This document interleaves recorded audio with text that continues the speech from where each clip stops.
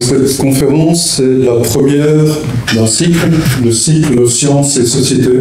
Nous avons décidé de lancer un cycle de conférences sur des thématiques d'intérêt pour la société, en essayant de se focaliser sur des thématiques qui peuvent susciter des polémiques, qui peuvent être clivantes. Et nous l'avons surtout fait en fait en réaction, ou plus exactement en résistance, à toute une série de tentatives d'interdiction ou de cancellation de différentes conférences qui ont eu lieu sur les campus de l'ULB. Donc je ne vais pas faire un énorme historique de ça, mais je pense que c'est intéressant quand même de repointer deux, trois choses. Donc les blocages de conférences ne sont pas nouveaux à l'ULB.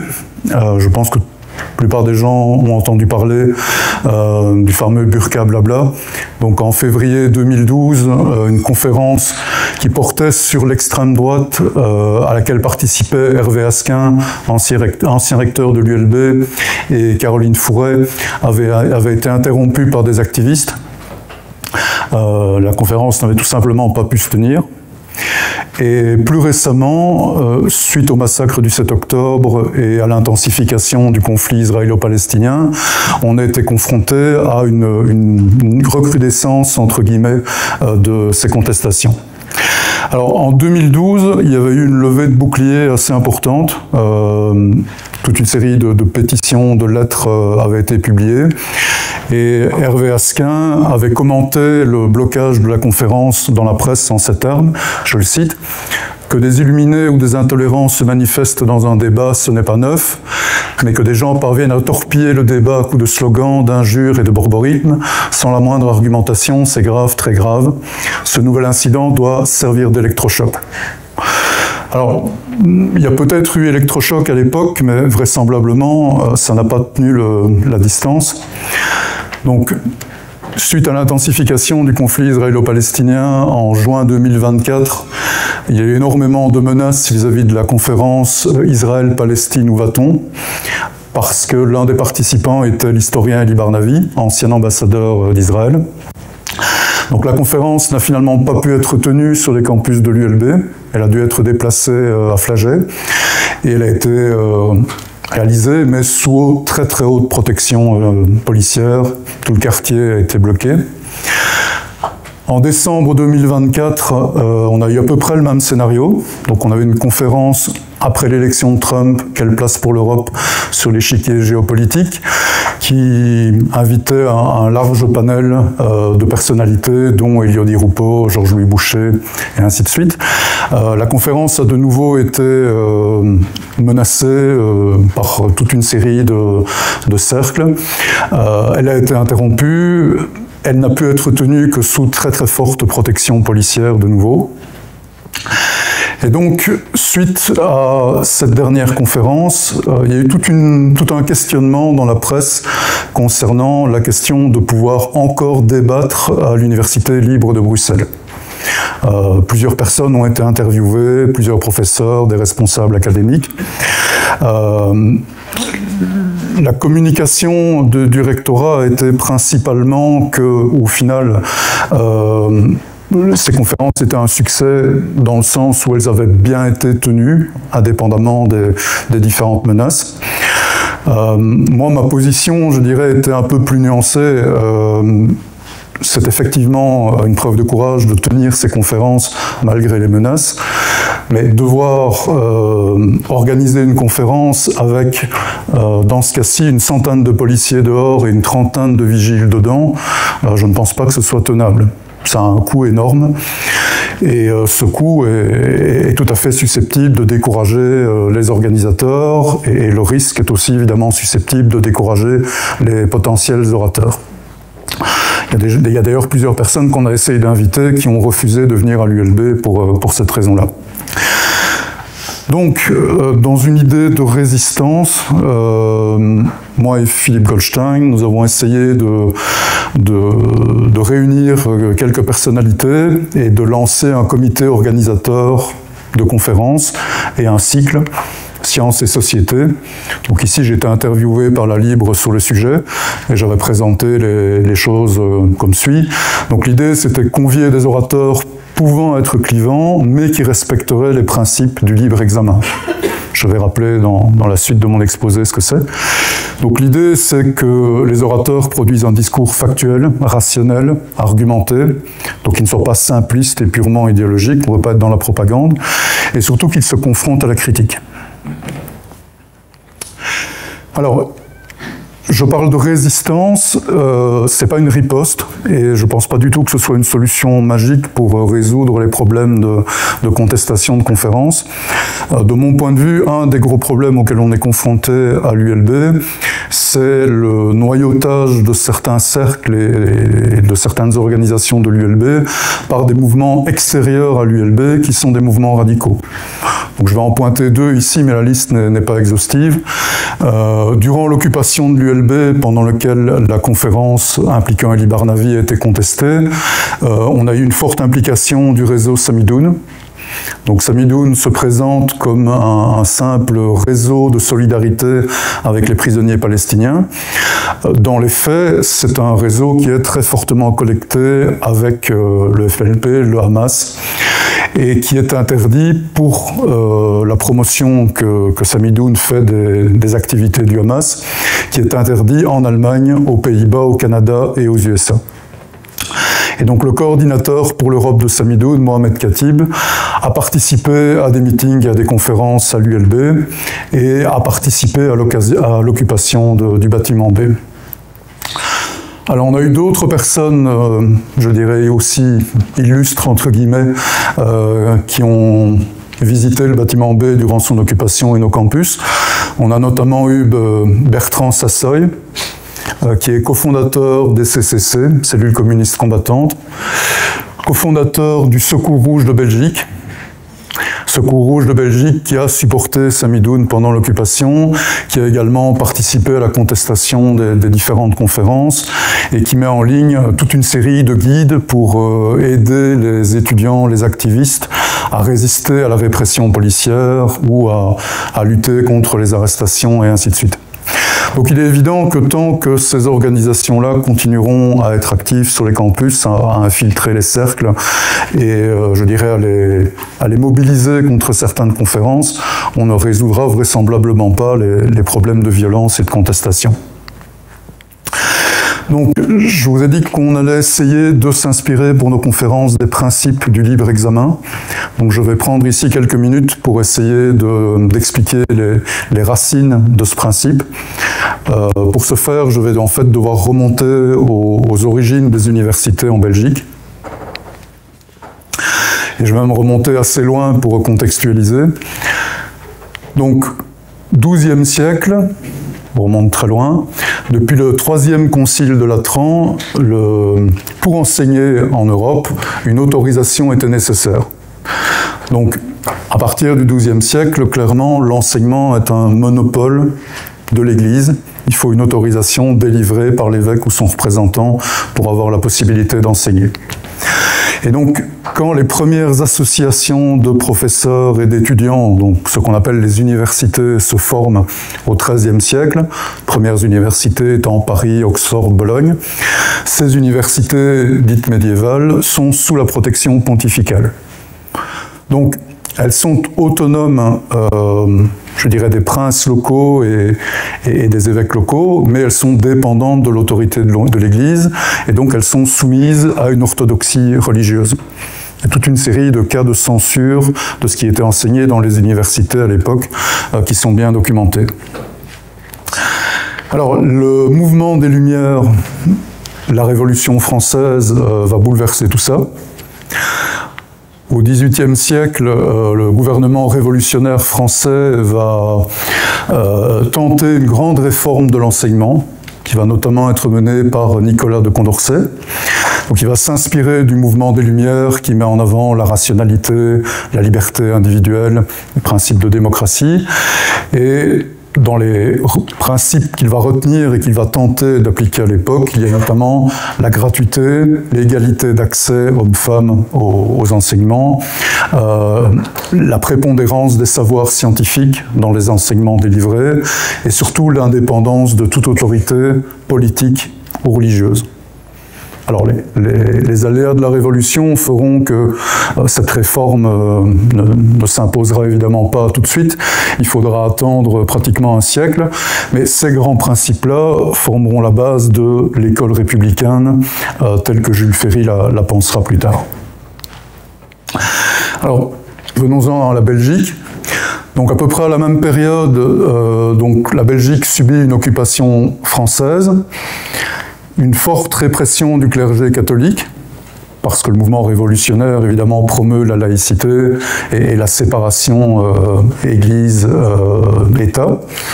Et donc, dans ce contexte-là, en Belgique, l'enseignement religieux est fortement limité, et l'université de Louvain, qui avait été créée au XVe siècle, est fermée en 1797. C'était la principale université du pays.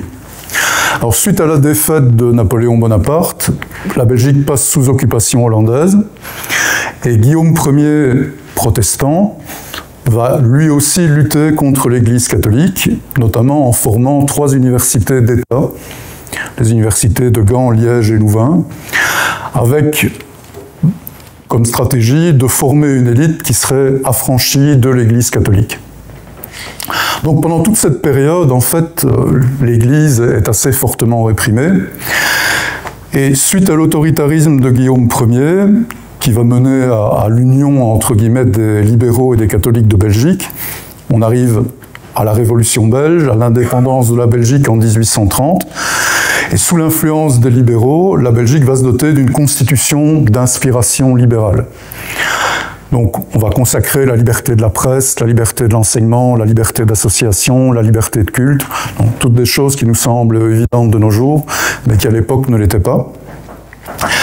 Et donc, c'est face à, je dirais, cette déferlante d'idées des Lumières, de politique, de laïcité, que la papauté va réagir. Donc, le pape Grégoire XVI va émettre une encyclique, l'encyclique Miramivos, qui est intitulée « Du libéralisme et de l'indifférentisme religieux ». Donc l'indifférentisme, c'est le fait de considérer que toutes les religions se valent, ce qui est évidemment inacceptable pour le pape. Donc c'est une encyclique qui est, ça vaut la peine de la lire vraiment, elle ne fait que quelques pages, qui est extrêmement agressive concernant les idées des Lumières, le libéralisme et ce qu'on appelle la modernité en général. Donc elle rejette la séparation entre l'Église et l'État, elle critique le libéralisme, la rationalité, elle critique également la liberté de conscience qu'elle considère être un délire, je cite. La liberté de la presse est qualifiée de liberté exécrable, et il y a une bonne apologie des bûchers pour les livres jugés suspects, dangereux. Donc, c'est dans ce contexte-là, de tentative de reprise de la main de l'Église, que les évêques de Belgique vont fonder en 1834 l'Université catholique de Louvain. Alors le discours inaugural de Pierre-François-Xavier de Rame, le premier recteur magnifique de l'Université catholique de Louvain, est très clair. Il se met tout à fait dans le prolongement de la pensée de la papauté. Donc la nouvelle université croirait et recevrait comme étant de foi catholique tout ce qui vient du siège apostolique et répudierait tout ce que le siège apostolique combat. C'est-à-dire la liberté de la presse, les libertés en général que je vous ai citées précédemment. Et donc, c'est dans ce contexte de tentative de main basse, entre guillemets, sur l'enseignement supérieur en Belgique par l'Église catholique, que des francs-maçons, des libéraux vont réagir. Et donc, l'Université libre de Bruxelles va être créée la même année, en 1834, par Auguste Baron, qui aura l'idée initiale de la création d'une université libre. Donc libre, il faut l'entendre dans le contexte de l'époque, libre des influences religieuses et politiques. Et Pierre Theodor Verhagen. Donc tous deux sont des libéraux, des membres de la loge maçonnique, les Amis Philanthropes. Donc à ma connaissance, l'Université libre de Bruxelles est la seule université, je crois, au monde qui a été fondée par les francs-maçons. Les francs-maçons ont participé à la création de pas mal d'universités dans le monde, mais je pense que c'est la seule unique université qui a véritablement été créée purement par des francs-maçons. Alors, l'Université libre de Bruxelles est très vite considérée comme une ennemie, entre guillemets, par l'épiscopat belge de l'époque. Et donc, en 1837, l'épiscopat belge va interdire, sous peine d'excommunication, puisqu'il y avait encore un certain poids à l'époque, l'appartenance ou l'adhésion des catholiques à la franc-maçonnerie. Alors, ce n'est pas une menace sans l'air, il faut savoir que la majorité des francs-maçons de l'époque étaient des catholiques, étaient des croyants. Verhagen était un catholique. Et donc ce type d'attaque va mener l'ULB à un positionnement qu'on appelait à l'époque anticlérical. Donc l'anticléricalisme, en très résumé, défend la liberté de conscience individuelle, c'est-à-dire la possibilité de choisir ses propres croyances, ses propres valeurs, et évidemment la volonté d'organiser la société indépendamment des religions. Donc il insiste sur la nécessaire séparation du religieux et du profane, à tous les niveaux. Alors, je tiens à souligner que l'anticléricalisme ne doit évidemment pas être confondu avec une phobie du religieux. Il ne s'agit pas du tout d'interdire aux gens de croire dans les religions, tout simplement parce que ça violerait le principe de liberté de conscience que défend l'anticléricalisme. Alors, très vite, la notion de liberté de pensée va commencer à faire partie, je dirais, de l'ADN du libéralisme en Belgique et de la franc-maçonnerie.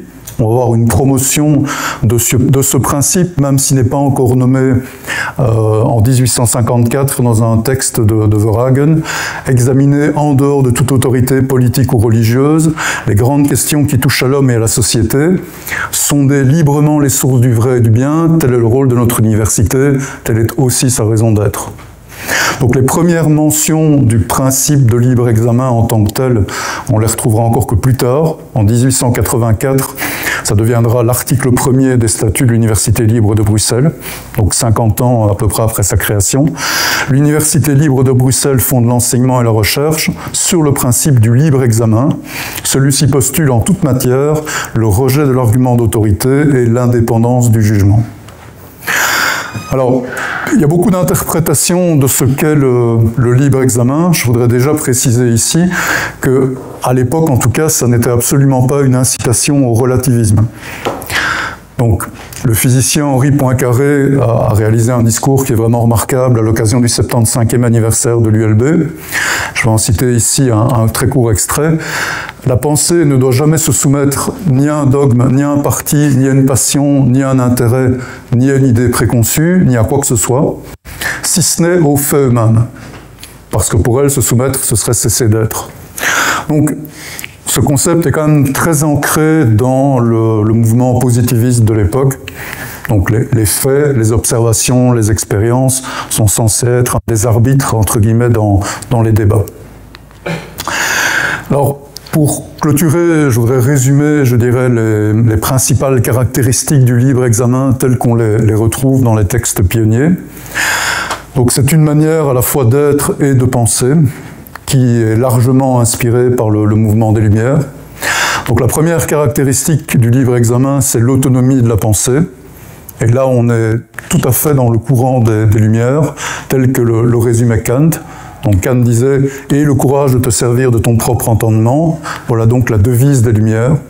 Donc le libre examen s'inscrit tout à fait dans cette logique. À partir du moment où la pensée est autonome, les actions doivent devenir responsables. Donc il y a une dimension morale qui est liée au libre examen, qui à l'époque était surtout le respect de l'intérêt général. Le fait que les enseignants et les chercheurs jouissent d'une totale liberté dans leurs travaux académiques. Donc ça, c'est un concept qui en fait préfigure la liberté académique, qui elle ne sera formalisée qu'au début du XXe siècle. Donc c'est un précurseur philosophique, entre guillemets, de ce principe. Tolérance et ouverture, le libre examen encourage le débat pluraliste et le respect des opinions divergentes. Donc ça, je pense que c'est utile de réinsister dessus, vu les tentatives de blocage de débat. Et alors, c'est aussi une méthode de pensée. Donc, primauté de la raison et des faits, comme je l'avais déjà mentionné. Toute opinion ou position doit être fondée sur l'analyse rationnelle et la confrontation aux faits, plutôt que sur des croyances ou des émotions. Donc, dans notre cycle, nous allons essayer de nous inspirer de ces différents principes dans le choix de nos orateurs et également dans la manière de mener à la fois les conférences et les débats si nous avons la possibilité d'en organiser. Donc je vous remercie pour votre attention pour cette brève introduction.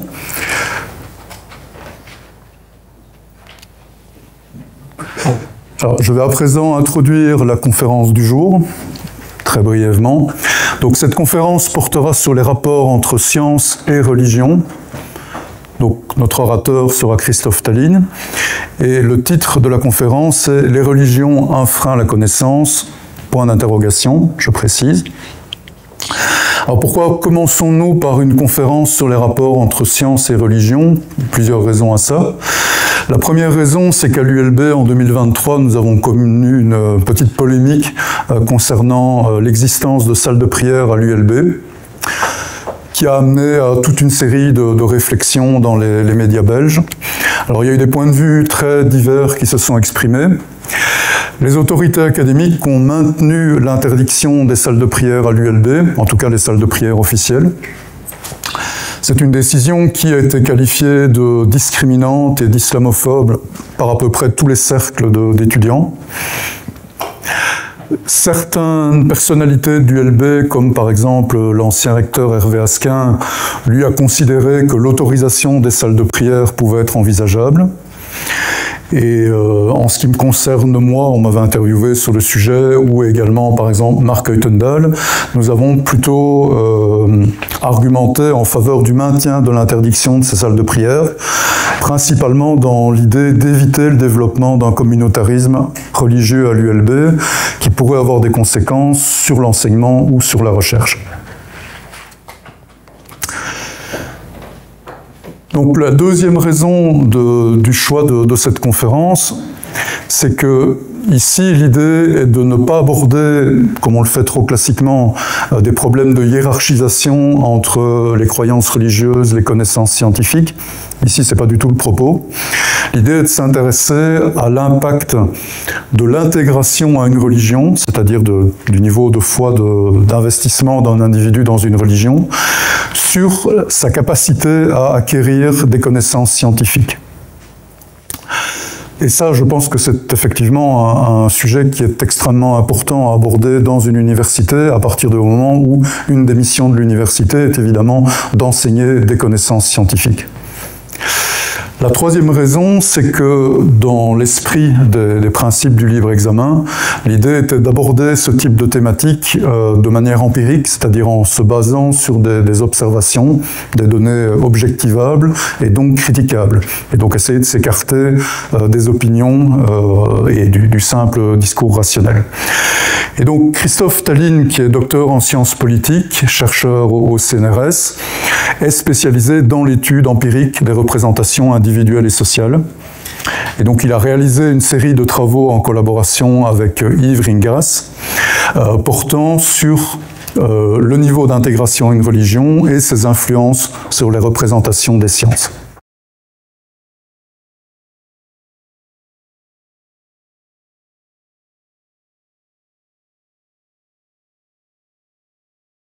D'accord.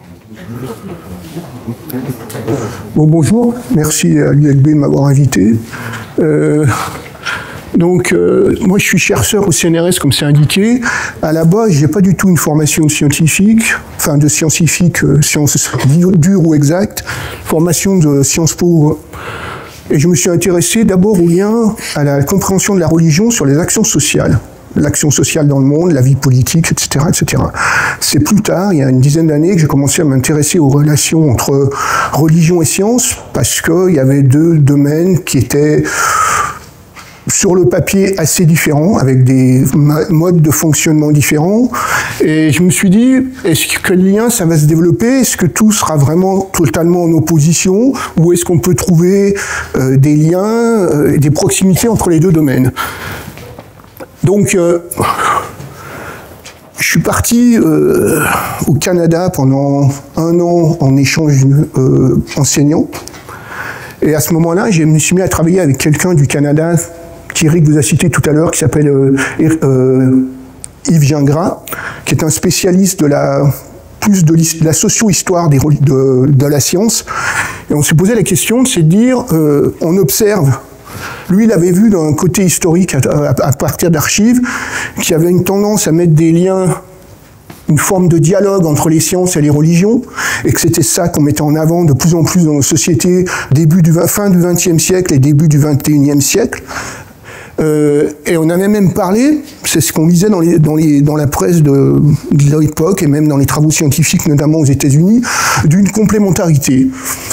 Et nous, ce qu'on s'est dit, c'est finalement, si on prend le désir d'objectivité que soulignait Éric tout à l'heure, si on prend un ensemble d'enquêtes internationales sur les comportements et les opinions, est-ce qu'on va vérifier ce dialogue ou est-ce qu'on va voir une différence, un retrait de la science quand on a plus de proximité avec la religion, ce que disait Éric.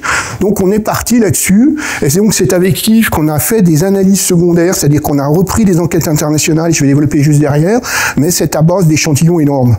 Donc on a une certaine capacité faite dans les règles de l'art scientifique, et on a essayé de faire cette analyse. Avant de présenter les résultats de l'analyse, j'ai quelque chose à vous dire sur la manière dont moi j'ai perçu cette présentation.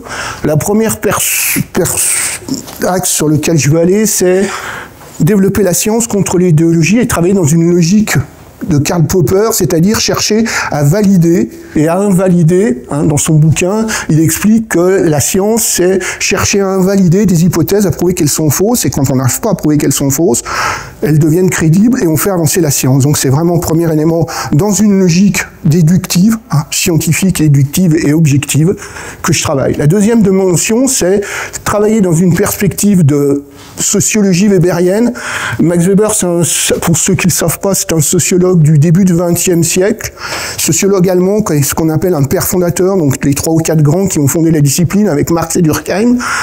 Et il a écrit un livre qui s'appelle Le savant et le politique. Et ce qui est intéressant dans ce livre, c'est qu'il dit, peu importe la science, peu importe la sphère qui nous fait vivre, lui il parle du politique, du métier de politique, on pourrait dire le rapport à la religion, des choses qui ne sont pas la science. On peut travailler dans les deux domaines, mais il faut différencier quand on parle comme savant, et il faut différencier quand on parle comme politique. On pourrait dire la même chose, si on veut faire des liens entre religion et religion et science, il faut distinguer quand on parle comme savant ou quand on parle comme croyant, par exemple. Donc c'est vraiment là-dessus, sur ces deux axes-là que je me situe, avec je n'ai aucune intention de faire une sociologie critique, de critiquer ni la religion, ni ce que je veux, c'est faire une démarche scientifique. Juste garantir cette neutralité pour montrer, ça va être l'objet de la séance, montrer les liens qu'il y a entre religion et science au niveau de l'ensemble des citoyens, sur un axe particulier. Donc c'est de montrer, c'est ce qu'on va montrer, parce que c'est les résultats qu'on trouve, donc je vous les donne un peu à l'avance, c'est que plus on est intégré à une religion, plus on a une religion et plus on est intégré à cette religion, plus on va avoir un rapport à la science distancié. On va l'inscrire, ce que je disais tout à l'heure, dans un terrain solide, et surtout ce qu'on a voulu faire avec Yves, c'est l'inscrire dans une logique comparative. Donc on a pris à la fois des données faites aux États-Unis et des données faites en Europe. Les sources de données, donc c'est des analyses secondaires d'enquêtes qui ont été faites aux États-Unis. Un groupe, en Europe et aux États-Unis. En Europe, c'est les enquêtes Eurobaromètre. Je pense qu'un certain nombre d'entre vous en entendent parler. C'est les enquêtes qui ont été lancées en 1973 par l'Union européenne, par la Commission européenne plus exactement, et qui posent chaque 6 mois à peu près un échantillon représentatif de chacun des pays européens, c'est-à-dire actuellement on en a 27, ils ont démarré à 6 et ils sont maintenant à 27, sur des échantillons d'à peu près 1000 personnes et sur des thèmes différents. Bien sûr, l'intégration européenne revient régulièrement, c'est la priorité, ils en font aussi un outil de politique publique, mais il y a régulièrement des enquêtes sur comment les Européens perçoivent la science. Et de temps en temps, on trouve des enquêtes qui étudient comment les Européens perçoivent la science en fonction de leur religion ou non d'appartenance. Donc ça, c'est le premier lot. Et le deuxième lot qui est fait aux États-Unis, c'est un échantillon de 2600 personnes à peu près. Là, j'ai mis 2537 pour s'enquête-là, mais c'est en moyenne 2600. Un groupe, comme on a beaucoup aux États-Unis et moi en Europe, qui s'appelle le Pew Research Center, qui est une fondation avec des mécènes, pour amener une analyse de l'opinion publique qui soit indépendante de toute analyse gouvernementale. Donc j'ai aucune idée de ce qui va devenir de ce Pew Research Center avec les différents événements qui arrivent actuellement aux États-Unis. Un gars qui s'appelle Trump qui vient de prendre le pouvoir. Je suis pas sûr qu'ils vont encore arriver à s'en sortir, mais pour l'instant ça tient. Donc vous voyez les dates. Pour les Eurobaromètres, c'est 2005 et 2021, c'est-à-dire juste post-pandémie ou fin de pandémie. Et le Pew Research Center, c'est 2018, donc juste avant la pandémie. J'ai pas de données plus récentes pour l'instant côté États-Unis. Donc, premier point que je voudrais développer, ça va être le central, c'est les pratiques, les croyances et les connaissances scientifiques. Donc, comment on mesure un niveau de connaissance scientifique? Il y a deux types. Vous verrez que ce qui se passe en Europe et ce qui se passe aux États-Unis n'est pas directement comparable, puisqu'en Union européenne, on a 13 questions. Pour chacune des questions, un exemple, c'est la Terre tourne autour du Soleil, vrai-faux. Des questions qui sont assez simples. L'homme vivait à la même époque que les dinosaures. On pourrait être surpris des résultats, voir par exemple qu'en 2005, il y a 25% des Européens qui pensent que la Terre, que le Soleil tourne autour de la Terre, par exemple. C'est pas si évident que ça. Donc, série de 13 questions, et aux États-Unis, c'est une série de 9 questions avec des choix à faire parmi plusieurs non valides. Dans tous les cas de figure, on ne peut donc pas comparer sur le niveau, mais on peut comparer sur chacun de ces données. Plus le score sera haut dans l'Union européenne sur la connaissance, plus il sera haut aux États-Unis, et voir comment ça varie en fonction notamment de la religion, de l'âge, du sexe de l'interviewé. Ça va? Jusqu'à là, c'est pas trop complexe? Ça va se corser. Donc, qu'est-ce qu'on fait pour ça? On réalise des indices de performance, c'est-à-dire qu'on a compté le nombre de bonnes réponses dans l'Union européenne, sur les échantillons de l'Union européenne et sur les échantillons des États-Unis. Voilà ce que ça nous donne. Pour l'Union européenne, vous voyez que c'est une courbe à peu près gaussienne, hein, avec très peu de gens qui ont 0 bonne réponse, hein, ça c'est le nombre de bonnes réponses. Et puis une gaussienne, mais décalée à droite, c'est-à-dire que la majorité de l'échantillon a plus que 6 réponses et demie sur 13 de bonnes. La moyenne, c'est 8,24. Donc ça veut dire, on est bien d'accord, que sur les 13 questions, notamment la Terre tourne autour du Soleil, etc., il y en a en moyenne 8,24 qui répondent juste. On peut se désoler, ou se glorifier du résultat, peu importe. Moi, ce qui m'intéresse, c'est qui a le mieux répondu, ou qui a le moins bien répondu. Médiane 9, pour ceux qui ne se rappellent pas ce que c'est qu'une médiane, s'il y en a, ça divise l'échantillon en 2, par égal, c'est-à-dire plus de 50% et moins de 50%. Aux États-Unis, alors là, pareil, la moyenne, ça ne veut rien dire, puisqu'on n'est pas sur le même nombre d'items au départ, mais vous voyez que vous avez une forme de Gauss, hein, elle tire un peu moins sur la droite, hein, elle est légèrement inférieure à la moyenne. Les questions aux États-Unis sont plus techniques. Donc il ne faut pas comparer la moyenne de l'une et de l'autre, ça n'a pas de sens. Par contre, on va voir ce qui se passe quand on a une religion ou pas. Et on va voir que non seulement ça se passe de la même manière, mais qu'il y a des amplitudes assez similaires un peu partout. Si on arrive à montrer ça sur les chiffres, ça veut dire quoi? Ça veut dire qu'en prenant 2 groupes d'enquête sur 2 continents différents, à 2 périodes à peu près similaires, à 15 ans de différence, ça veut dire que l'hypothèse selon laquelle la connaissance scientifique varie fortement en fonction de la religion sera validée. Tout le monde suit encore? Donc, le score moyen dans l'Union européenne, on a dit 8,24. Ça, c'est donc la moyenne. C'est bon pour tout le monde? Alors, comment je fais pour ça? C'est ça. Donc, vous voyez, là, 8,24. Quand vous êtes sans religion, c'est-à-dire que vous déclarez, on vous pose la question, est-ce que vous avez une religion d'appartenance? Et puis les gens vont dire, je suis sans religion, je suis protestant, j'ai une autre religion, ou je suis catholique, ou je suis orthodoxe, ou je suis musulman. Juste un mot, dans les enquêtes européennes, on n'a pas de nombre suffisamment grand pour les religions juives, bouddhistes, etc., les petites religions. Donc elles sont rassemblées dans le conglomérat qu'on appelle autres religions. Mais on n'a pas d'échantillon suffisant pour travailler religion par religion sur les petites religions. Vous voyez quoi? Ça parle de lui-même. C'est que les gens qui se déclarent sans religion, ils ont une moyenne de bonnes réponses de 9,56 par rapport aux 8,24 de l'ensemble. Que les protestants, ici, dont on sait par histoire qu'ils ont un rapport à la science moins discriminant et moins rejetant que le catholicisme, par exemple, ils ont un rapport, une note qui est encore supérieure à la moyenne. Les autres religions, j'en parle pas trop pour ce que je vous ai indiqué, pardon, parce que c'est un conglomérat, donc voilà. Après, on a le catholicisme qui est en dessous de la moyenne, l'orthodoxie qui est en dessous de la moyenne, à 6,80, et puis les musulmans qui sont à 6 sur 13. Aux États-Unis, alors aux États-Unis, on a ce type de configuration, donc la moyenne, c'est bien celle que je vous ai montrée tout à l'heure, 4,42. Les athées, ils sont à 7,04, c'est-à-dire très nettement au-dessus de la moyenne de l'échantillon. Les agnostiques à 6,24, les sans religion à 4,21, les protestants à 4,05, ici, et les catholiques à 3,89. Donc ça veut dire quoi? Ça veut dire que vous avez une amplitude qui est forte aux États-Unis, comme en Europe, entre les sans religion et la religion la plus intégrée.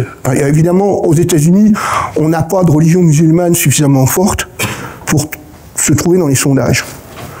Donc on voit bien qu'avoir une religion, c'est corrélé avec moins de connaissances scientifiques. C'est clair pour tout le monde ou pas? Dans les deux cas de figure, les sans religion ou les athées sont ceux qui ont le plus de connaissances scientifiques. Là, je vous rappelle quand même qu'aux États-Unis, on est sur les 50 États, parce qu'il n'y a encore pas le 51e qu'on appellera le Canada un jour, ni le bon, passons. Et dans l'Union européenne, on est sur l'Europe en 2005, donc l'Europe de 2005, ça doit être, c'est quoi, 27, 17, 16, 17, 18 ? Ouais, donc à peu près ça. C'est tout sauf avant l'intégration du bloc de l'Est, enfin l'ancien bloc de l'Est. Donc c'est quand même quelque chose qui est assez fort. Ça va? Jusqu'à là? Vous avez neutralisé l'aspect de classe sociale maintenant? De classe sociale? On va regarder ce que ça donne en fonction de l'âge, en fonction de...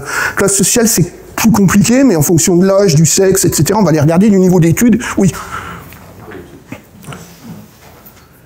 Petite parenthèse, j'ai sorti entre 2005, dans l'Union européenne, entre 2005 et 2021, ils ont repris les mêmes séries de questions, donc 6 questions, et regardez, donc c'est les mêmes questions, c'est pour ça qu'on peut les comparer. L'oxygène que nous respirons vient des plantes. Ce qui est écrit vrai, vrai, faux, faux, faux, c'est la bonne réponse. En 2005, vous avez 83% qui le disent. En 2021, vous avez 83%. Les continents se déplacent depuis des millions d'années, 83. Les premiers êtres humains vivaient à la même époque que les dinosaures, c'est faux, 62 et 64%. Les antibiotiques tuent les virus, ainsi que les bactéries, c'est faux.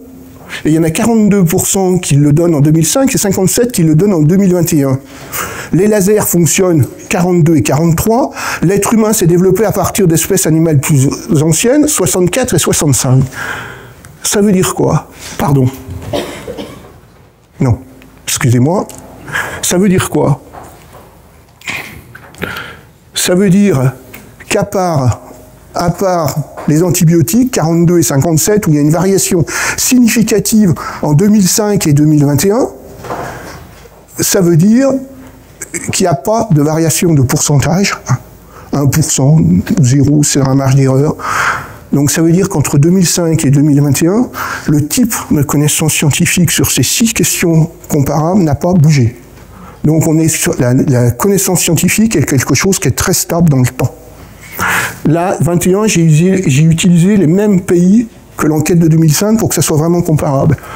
Pourquoi on a cette différence 42 et 57, parce que 21, on est en pleine pandémie, donc on a beaucoup entendu parler d'un virus, on a beaucoup entendu parler d'un antibiotique, ainsi bon. Tout le monde. Donc forcément, les gens ont plus de connaissances là-dessus. Mais c'est le seul indicateur. Et il est conjoncturel, probablement lié à l'effet Covid. Sinon, ça ne bouge pas. Ça veut dire que c'est stable dans le temps. Et je serais à peu près sûr, le jour où on va toucher des données états-uniennes plus récentes, qu'on va avoir les mêmes choses. Ça va?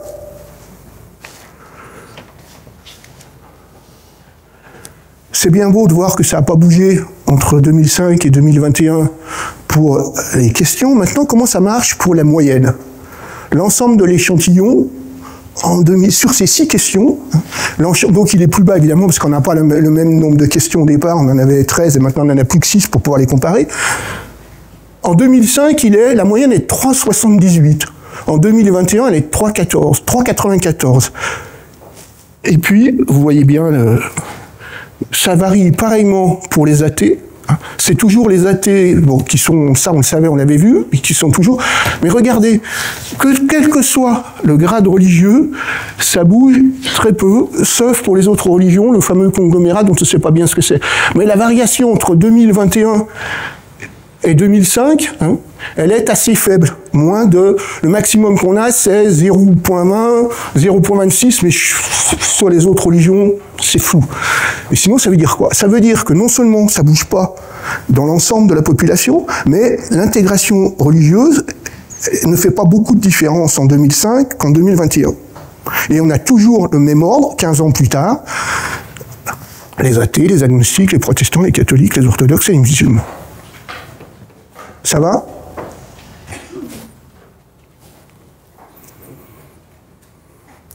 Donc, plus de religion égale moins de connaissances. Ok? Ça, c'est clair.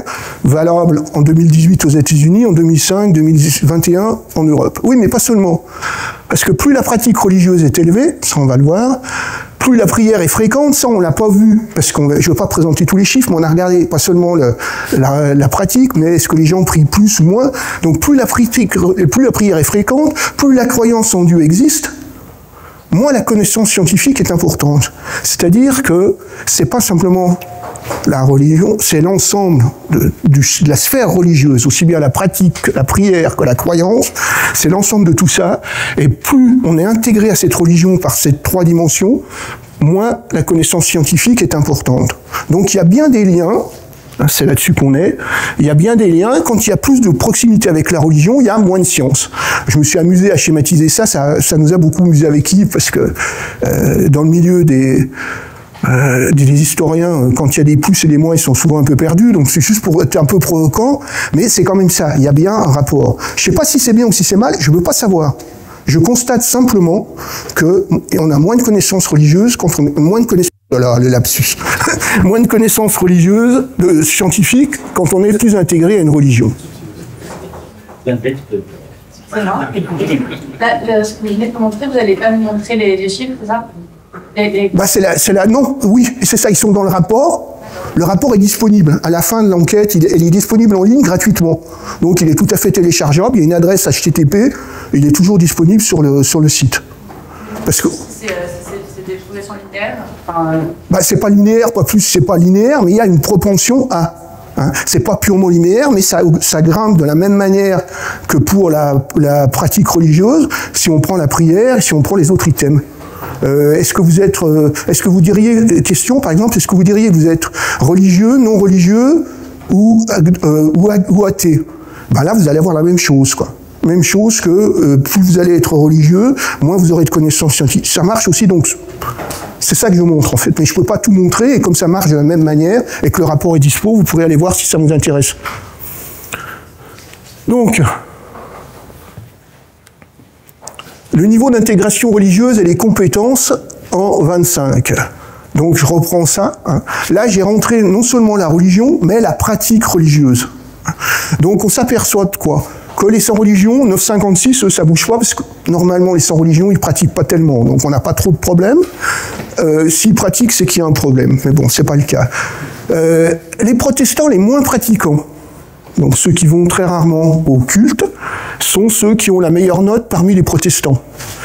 ils performent plus que les protestants qui vont régulièrement au culte. Les catholiques les moins pratiquants ont une meilleure moyenne que les catholiques pratiquants mensuels. Les orthodoxes moins pratiquants ont une meilleure moyenne que les orthodoxes pratiquants mensuels. Et il y a juste là une question sur les musulmans pratiquants mensuels qui ont plus de connaissances scientifiques que les musulmans les moins pratiquants. Donc au moins, si on dit que la religion est les 100 religions c'est une religion, mais au moins sur les 4 premiers groupes, on a le même fonctionnement. Au sein d'une religion, quand on est plus intégré à la religion par la pratique, on a moins de connaissances scientifiques, sauf pour les musulmans. On essaiera de l'expliquer, on cherche. Donc ça, c'est pour l'Union européenne. Pour les États-Unis, athée, intégration faible, c'est un peu comme les religions, donc ils ont la plus haute moyenne. Agnostique, intégration faible, donc c'est pas ceux qui disent on rejette complètement les dieux de Dieu, mais on ne sait pas si Dieu existe, etc. Mais quand ils pratiquent pas, donc ils ont une faible intégration, ils ont une meilleure moyenne que quand ils pratiquent plus. Vous voyez, 6,29 contre 6,04. Et ceux qui ont aucune intégration, donc quelle que soit leur religion, ils ont une meilleure moyenne à 4,67. Et puis sur les protestants, intégration faible. Ici, 4,54. On voit qu'ils ont une meilleure moyenne que les protestants, que les protestants avec une intégration forte, par exemple, qui est à 4. Même chose pour les catholiques, pour la religion catholique. Ceux qui sont faiblement intégrés, donc qui vont moins à l'Église, 4,52 de moyenne, contre 4,39 pour ceux qui sont fortement intégrés à l'Église. D'accord? Donc là aussi, la tendance, c'est pas toujours vrai à 100%, mais la tendance aussi aux États-Unis, c'est que quand on a une intégration religieuse plus forte, on a moins de connaissances scientifiques. Donc il y a un double niveau.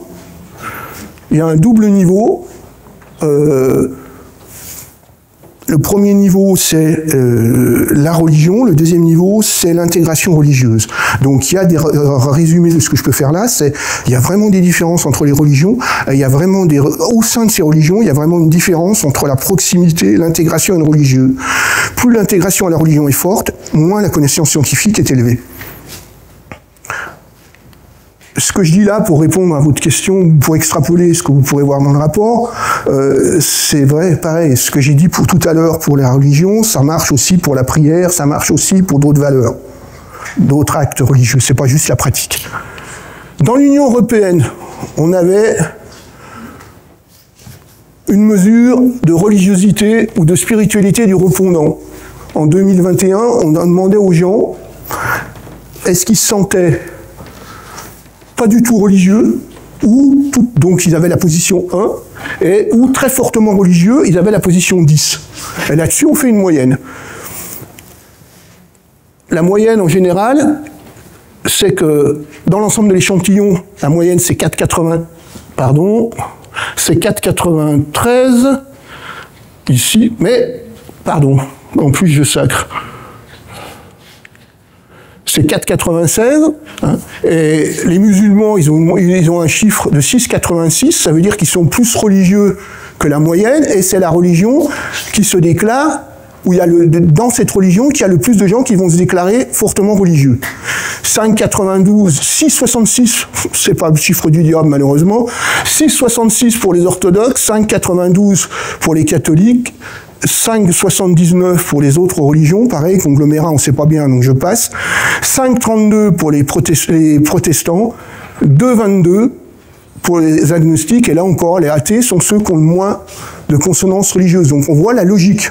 Vous voyez la différence. Ça, c'est pour l'indice religieux. Maintenant, si on projette cet indice religieux et qu'on regarde par rapport aux compétences scientifiques, ceux qui se disent pas du tout religieux, dans l'Union européenne, donc je vous rappelle qu'on est sur 6 valeurs, pas du tout religieux, ils ont une moyenne de 4,46 sur les 6. Une moyenne qui est donc supérieure, les pas du tout religieux, une moyenne qui est supérieure de 66 dixièmes de point, à l'ensemble de l'échantillon.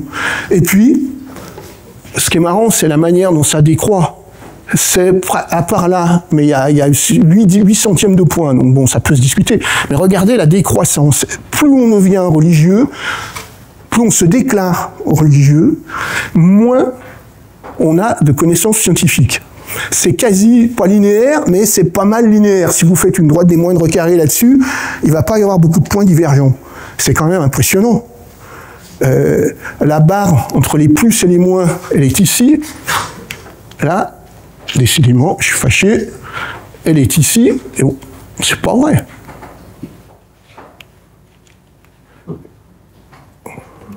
La barre, elle est là. Vous voyez? Ça veut dire que ceux qui se déclarent en dessous de 4, c'est-à-dire qui sont moins religieux que la moyenne de l'échelle, ils sont à 4,10. Et après, ceux qui sont à 5 et au-dessus, ils sont en dessous de la moyenne de compétences scientifiques. Ça va? Bon, maintenant, est-ce qu'il y a un effet de genre? Genre, sexe, voyons plus, mettons genre pour vous faire plaisir. L'effet de l'âge et du genre, est-ce qu'il y a des effets sur le niveau d'éducation, sur les connaissances scientifiques? Tout est dans le rapport résumé. Les hommes obtiennent un score supérieur à celui des femmes. Ça, c'est pour l'Union européenne 2005. 8,77 versus 7,81. L'âge apporte quasiment pas de discrimination en 2005 sur la connaissance scientifique, et c'est vrai en 21. Et le niveau d'études est corrélé positivement avec la compétence scientifique. Ça, je ne sais pas si vous avez entendu parler des thèses de Pierre Bourdieu sur la transmission. C'est un grand classique sur les compétences, et particulièrement les compétences scientifiques. Plus on est diplômé, plus on performe. Donc ça, c'est normal. Mais ce qui est intéressant, si on regarde la valeur ajoutée du niveau d'éducation sur le niveau de connaissance, c'est-à-dire, on regarde ceux qui sont le plus diplômés, par rapport, au sein de la même religion, par rapport à ceux qui sont moins diplômés. On voit qu'il y a une différence énorme entre les plus diplômés et les moins diplômés de compétences scientifiques, un rapport de 4,46 par rapport à la culture religieuse. Autrement dit, par rapport à la culture scientifique, enfin aux connaissances scientifiques. Autrement dit, un musulman fortement diplômé a 4,5 fois plus de chances de performer sur l'indice qu'un musulman faiblement diplômé. Musulman, de la religion musulmane. Orthodoxe, un écart de 3,44. Catholique, 2,86. Protestant, 2,03. Sans religion, 1,94. Autrement dit, au sein des religions, le niveau d'études joue. D'ailleurs, c'est le niveau d'études plus que d'éducation. J'aurais dû mettre études. Le niveau d'études joue, mais joue moins chez les champs religions que chez les religieux. Après, il joue un peu plus chez les protestants, un peu plus, bon, etc., etc. Ça veut dire que chez les musulmans, l'impact de la connaissance scientifique est très fortement lié à leur niveau de diplôme. Et il l'est beaucoup moins chez les sans religions. Ce qu'on en déduit, c'est que dans les religions fortement intégratives, la religion musulmane, la religion orthodoxe par ordre fortement intégrative, avec des dogmes très structurés, catholiques plus protestants, avec des dogmes structurés un peu plus chez les catholiques que chez les protestants, etc. L'impact du diplôme joue beaucoup plus que chez les religions ou les non-religions qui sont plus souple. Donc le niveau de diplôme, il a moins d'importance que la non-appartenance ou l'appartenance à une religion comme le protestantisme fortement moderne, on va dire. Ça va? Les cours de gauche sont très différentes. Le nombre d'éduqués par rapport au nombre de non-éduqués influence cette affaire. Oui, mais au sein du niveau d'éducation, moi, peu importe le nombre d'éducation, peu importe le nombre d'éduqués, au sein du même niveau d'éducation, il y a un rapport qui est comme ça. C'est à l'intérieur, moi, ce qui m'intéresse, ce qui se passe. C'est pas le nombre global. C'est est-ce qu'il y a un impact du niveau de diplôme dans ce cas-là, supérieur ou pas à la religion? La réponse est ça varie selon les religions. Et plus on a une religion fortement dogmatique, fortement intégrative, plus le niveau de diplôme va être modulateur. Vous avez analysé la première partie selon le niveau de l'éducation. Attendez, je m'excuse, mais la première partie, après je vous perds. Est-ce que vous avez analysé la première partie selon le niveau de l'éducation? Oui, bien sûr. Bien sûr. Est-ce que ça ne pourrait pas expliquer la différence entre les différentes religions? Non, justement, parce que c'est ça que je suis en train de montrer, c'est qu'à l'intérieur d'une même religion, et on va y venir, à l'intérieur d'une même religion, il y a un effet de diplôme, mais quand vous prenez l'effet de diplôme, quand vous prenez le diplôme et que vous regardez la religion, ça varie aussi. Donc au sein d'un même niveau de diplôme, il y a une variation religieuse. Ça va? Ok. C'est bon? Moi, c'était plutôt par rapport au pourcentage de personnes éduquées dans chaque religion. Ouais, mais c'est quoi la question? Le pourcent... mais... Cette différence de niveau d'éducation par religion ne pourrait pas expliquer la différence de réponse? Non, ça on a regardé aussi. C'est-à-dire qu'on a neutralisé et on regarde au même niveau de diplôme, ça explique pas. Il y a des effets. Moi, j'ai une hypothèse. Je me dis, mais ça vaut ce que ça vaut, c'est une hypothèse explicative, je peux en prendre d'autres, on est là dans l'ouverture. Mais je me dis, dans une religion fortement structurée, fortement structurante, qui donne des définitions, comme l'a fait le catholicisme pendant des siècles et des siècles, ça commence à s'ouvrir un peu depuis Vatican II. Vatican II, c'est 65, donc c'est tout jeune. Dans des religions fortement structurantes, où on donne des tas de valeurs, le niveau de diplôme, il fait beaucoup plus bouger les choses parce que quand on élève son niveau de diplôme, on va avoir de moins en moins de chances de croire forcément ce que la religion va nous dire, qui peut être erroné. Je décontextualise. Comme ça, je ne veux pas sortir, je ne veux pas rentrer dans le problème de ce qu'on a en Europe. Regardez aux États-Unis. Les théoriciens, les croyants que la Terre est plate. Aux États-Unis, il y en a. Oui, il y en a. Mais il y en a chez où ils sont le plus forts, chez les évangélistes protestants, les born again, etc., etc. C'est l'endroit où il y a moins de diplômés. C'est l'endroit qui vivent dans le rural, qui vont le moins à l'université, etc., etc. Donc il y a plus une religion a tendance à vous faire croire ou à vous dire ce que dit la science n'est pas vrai, plus le fait de faire des études et d'avoir des diplômes va relativiser votre rapport à la religion. Je vous citerai un exemple tout à l'heure en conclusion qui n'est pas quantitatif mais qui est illustratif. Ça va ?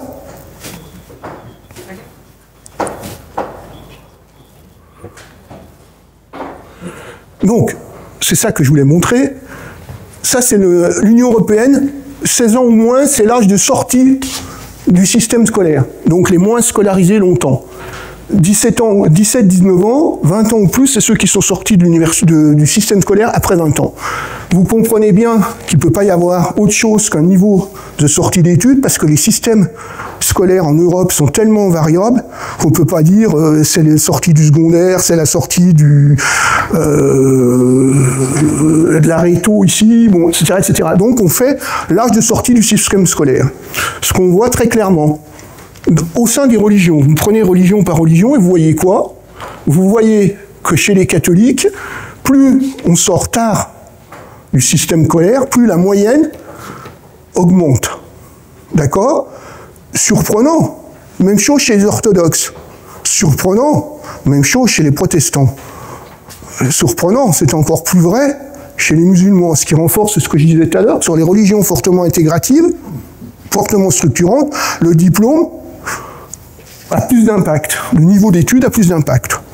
Et vous voyez que ça fonctionne aussi chez les sans religion. Donc ça fonctionne, il y a une variation en fonction du niveau de diplôme. Mais vous voyez bien que l'effet religion demeure quand même. Aux États-Unis, même chose, hein, baccalauréat ou plus, études postsecondaires, secondaire ou moins. Hein, plus, alors là c'est l'inverse, hein, c'est-à-dire qu'on est parti, on est à l'envers, c'est les plus diplômés qui sont en premier.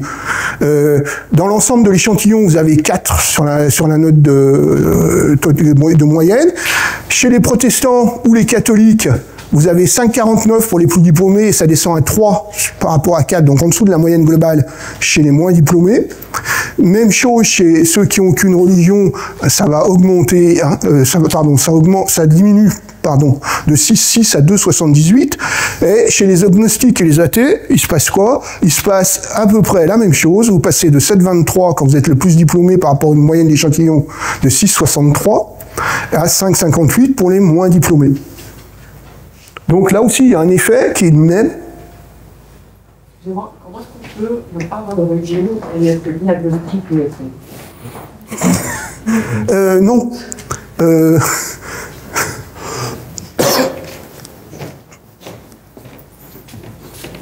Vous êtes sur deux échantillons différents. Là, dans le cas des États-Unis, vous avez des gens qui disent simplement on n'a pas de religion, c'est-à-dire on n'en a pas techniquement, mais le reste, peu importe. Alors que là, c'est des gens qui déclarent une religion... Pardon, ici, c'est pas vrai. Ici, là, c'est des gens qui disent on a une religion, c'est-à-dire on a été baptisé finalement, ou on a eu les rites religieux, ça peut être le baptême, bon, c'est en fonction des religions, mais on a eu une religion au départ, mais on a pris une distance, et maintenant on se déclare agnostique ou athée. Donc agnostique, on ne sait pas si Dieu existe, athée, Dieu n'existe pas, et je milite contre ça, la définition de l'athéisme. Ce qu'on voit, c'est que quels que soient les groupes, l'effet du diplôme existe, et que les plus diplômés sont ceux qui sont les plus performants sur la connaissance scientifique. C'est bon? Ça répond à votre question? Merci.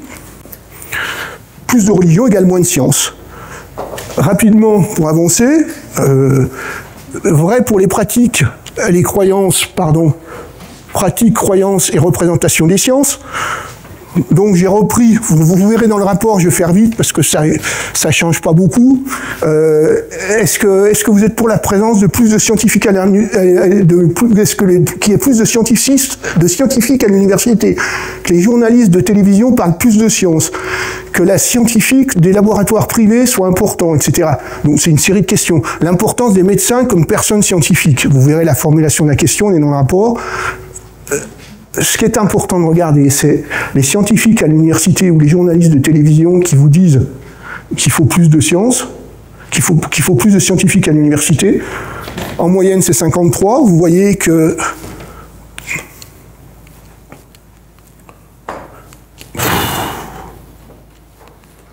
Je suis désolé. Non. Vous voyez, ça veut dire que je suis pas loin de la fin. C'est vraiment... Là, les catholiques, il y en a 51 qui vous disent, c'est-à-dire moins de la moyenne, qu'il faut plus de scientifiques à l'université. Chez les orthodoxes, ils souhaitent, curieusement, qu'il y en ait 59% qui ait plus de scientifiques à l'université, 46 chez les musulmans, donc c'est moins prioritaire, chez les protestants, 39 chez les musulmans et 61 chez les sans religion. Donc il y a bien des effets qui sont moins linéaires, moins facilement explicatifs, mais il y a bien des effets liés à la religion, pas seulement, on voit que les jeunes sont plus là-dessus, mais il y a aussi des effets liés à la religion. On n'a pas été voir les effets cumulatifs de l'un par rapport à l'autre. On s'est contenté de là. Donc là, j'ai sorti les trois qui concernent le plus la science. Vous voyez les effets, on les retrouve. Même chose pour les niveaux d'études, ce qu'on a vu tout à l'heure, hein. Plus on est âgé, plus on va réclamer de la science, plus on est diplômé, plus on va réclamer de la science à l'université, etc., etc. Donc tout ça, c'est juste pour vous montrer quoi, qu'il y a des liens, pas seulement en fonction de l'intégration religieuse par rapport à la connaissance scientifique, mais par rapport à tout un autre faisceau. Donc c'est tout le rapport à la science qui est vu différemment en fonction de la religion et le niveau d'intégration. Donc quel que soit l'âge de fin d'études, la religion a un effet sur les personnes et les organisations qualifiées. Dans l'Union européenne, la religion a aussi un impact sur la représentation de la France, ce qui renforce les conclusions précédentes. Effet de la science aux États-Unis. On demande dans l'échantillon états-unien, on leur dit est-ce que la science a un effet positif ou négatif, surtout positif ou surtout négatif sur la santé 91,9, hein, c'est un pourcentage horizontal, environnement 76, nourriture 71. Ok. Donc globalement, la science a un effet positif sur la santé, l'environnement et la nourriture. Bon, comment ça se passe? Donc là, on a compté le nombre d'éléments. 1, 2, 3, s'ils ont 3 éléments positifs, c'est-à-dire à la fois sur la santé, l'environnement et la nourriture, ils vont avoir ici une note de 3, etc., etc. Vous voyez quoi? Que ça varie, que les hommes pensent que la science a plus souvent, c'est ici, pardon, 62 contre 55, pensent que les hommes pensent plus souvent que les femmes que la science a un effet positif sur les 3 domaines vus. Les plus âgés aussi, on va voir les plus âgés, ça s'explique bien, mais quand l'âge croît, l'effet positif de la science sur la société est considéré comme plus important. Je vais revenir après sur l'explication. Même chose pour le diplôme, mais on voit aussi qu'une fois de plus, ça marche.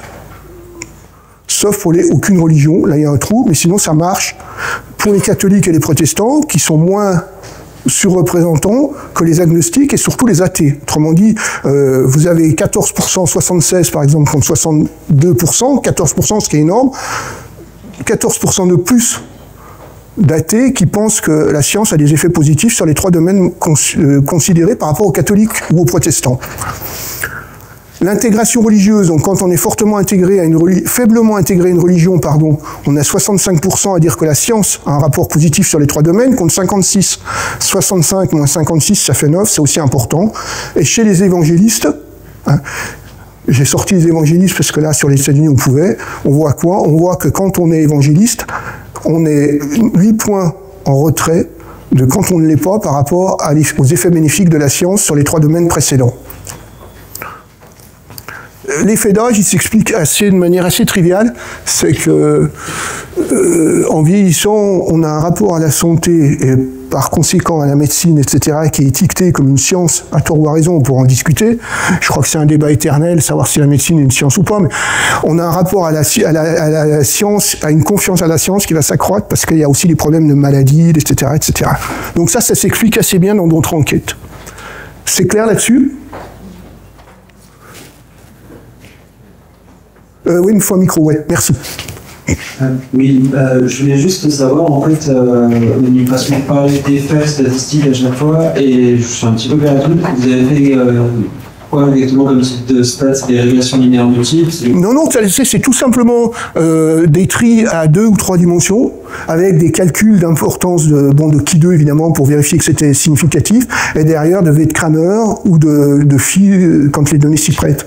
Donc on vérifie que la relation est valide, et quand c'est valide, on l'interprète, sinon on l'interprète pas. D'accord, mais du coup, par exemple, est-ce que vous mettez des effets médiateurs ou des choses comme ça dans vos modèles? C'est-à-dire, je parle pas en modèle, hein. Là je suis resté très basique. Il y a juste une analyse factorielle à un moment donné, mais sinon c'est très basique. Ok, d'accord. Et on compare, on rentre des données, c'est-à-dire qu'on regarde par la religion, puis on vérifie au sein de la religion quand on mélange, ce qu'on a vu, on pourrait travailler avec le sexe, etc. Enfin le genre, pardon, mais on regarde comme ça. On teste à l'intérieur de la variable religieuse les différentes variables. Et chaque fois... Je comprends bien, vous faites des sous-ensembles de... C'est ça. C'est pour ça qu'il nous fallait des gros échantillons, pour avoir des sous-groupes derrière quantitativement observables. Et c'est pour ça notamment qu'on ne peut pas travailler directement sur la religion juive ou les religions hindouistes, parce qu'elles ne sont pas assez représentées. Il faudrait faire une enquête au sein de cette religion, quoi. Par choix... Oui, je veux bien, mais là, faudra un micro. Oui, ça va.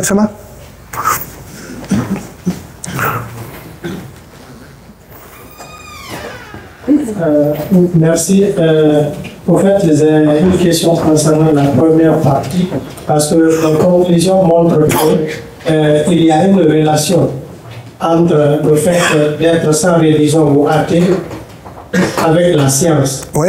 Donc, ma question, c'est de savoir, est-ce que si on avait fait une étude pareille entre le Xe siècle au XIIe siècle, à l'âge d'or de l'islam, à Bagdad, ou si on avait fait une étude pareille du temps de l'Égypte antique où il y avait... Oui, je vois bien... à quel genre de conclusion on aurait communiqué? Mais je ne veux pas... Une question que je me pose également, c'est vous utilisez la moyenne pour discuter les résultats. Et en statistique, on sait que la manipulation des données quantitatives, la moyenne, si la distribution n'est pas normale, donc la moyenne n'est pas un bon proxy pour on n'est pas sur une distribution moyenne. La distribution moyenne, c'est pour la variable de départ sur l'indice. Après, on travaille sur des sectorisations, des données regroupables. On sort complètement de la distribution normale, c'est plus le problème. Ça, c'est la première réponse. La deuxième, votre première question, c'est évident que tout le monde veut savoir ça, mais je ne veux pas refaire l'histoire, j'en sais rien. On peut imaginer, par exemple, que vu l'apport de la religion arabe au niveau de la science, vu ce qu'ils ont amené, on est encore avec des chiffres, on a encore de tout ça qui date de cette époque-là. Ils avaient sûrement un éclairage, mais là, ils l'ont moins. C'est à peu près clair. Je ne veux pas dire qu'ils auraient... J'en sais rien, je ne peux pas faire ça. On peut affirmer que le catholicisme du Moyen-Âge avait un rapport à la science plus compliqué qu'il l'a maintenant. Il était encore compliqué, mais c'était bien pire. Il y a quand même eu un certain nombre de Galilée, etc., qui ont des petits problèmes avec l'Église catholique parce qu'ils disaient des trucs qu'on ne voulait pas entendre. L'idée que la Terre n'était pas toute seule, l'idée que la Terre n'était peut-être pas plate, ça n'a pas vraiment plu. Donc évidemment, il y a des périodes. Mais moi, je travaille sur le contemporain là, au XXIe siècle, début du XXIe. Je ne peux même pas dire ce qu'il en aurait été au milieu du XXe, j'en sais rien. Je vois que sur cette période, le retour des religions et le retour de l'intégration religieuse joue sur la moindre connaissance scientifique. Je ne sais pas dans quel sens, et je vais y venir, et je termine là-dessus, je ne sais pas dans quel sens on nous a critiqués. Vous avez peut-être entendu parler, on nous a fait un reproche sur le sens de la relation. Bonassi, Bolloré, ils ont sorti un bouquin. Bolloré, c'est le frère de l'autre. Ils ont sorti un bouquin qui s'appelle « Dieu, la science, l'épreuve ». Best-seller, 250 000 exemplaires. Je pense que si n'importe quel chercheur ici présent vendait à 250 000 exemplaires, on prendrait tous notre retraite. C'est un tissu de n'importe quoi.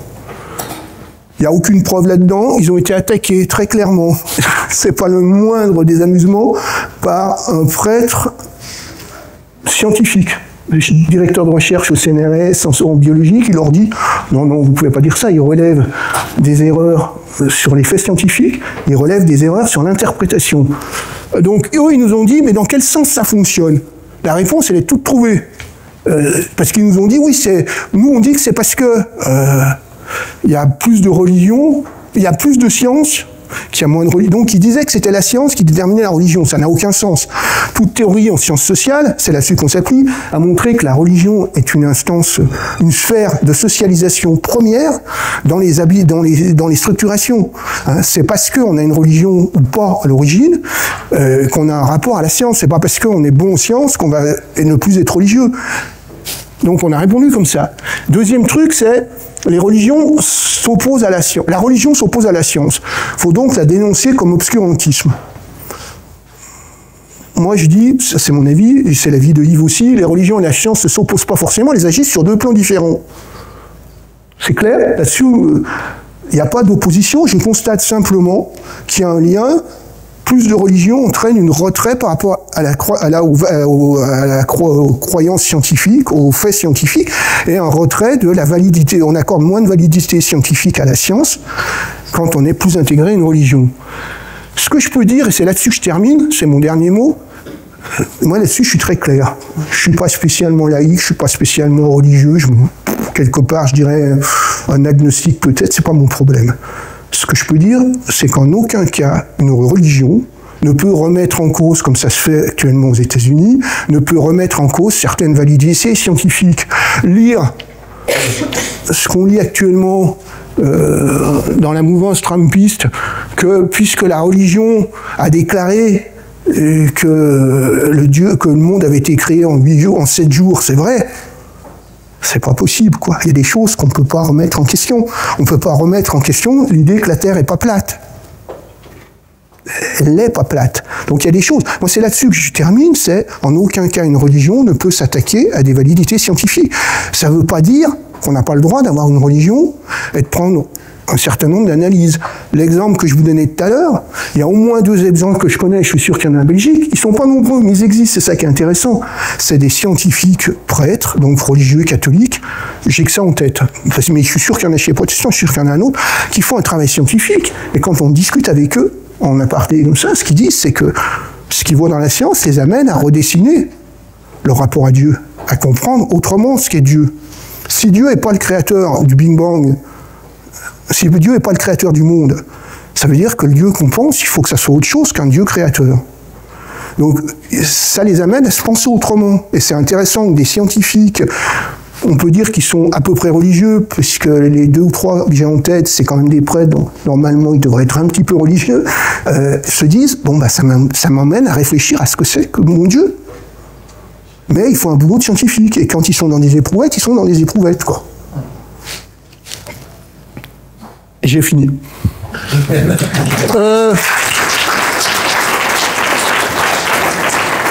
Merci. Donc là, ils sont sur le site, je ne sais pas comment tu vas faire, mais il y a les références. Le rapport qu'on a fait avec Yves Gingras, c'est celui-là, et donc là, il y a carrément la ligne. J'ai vérifié aujourd'hui, le rapport est encore disponible, donc voilà.